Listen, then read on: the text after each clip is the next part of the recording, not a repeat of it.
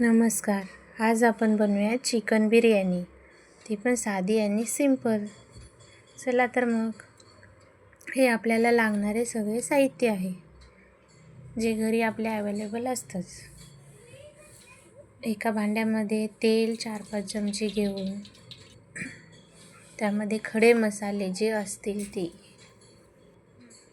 भाजल्यानंतर कांदा 3-4 कांदे घेतलेले आहेत, ते मस्तपैकी परतून घेतले.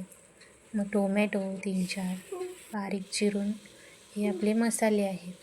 त्यामध्ये मेन म्हणजे आपला कोल्हापुरी मसाला. त्यामध्ये अद्रक लसूण पेस्ट, 1 वाटी दही मस्तपैकी हलवून घ्यायची. असं मस्तपैकी हलवून झाल्यावर त्यामध्ये चिकन अर्धा किलो ते पण मस्तपैकी हलवून घ्यायचं.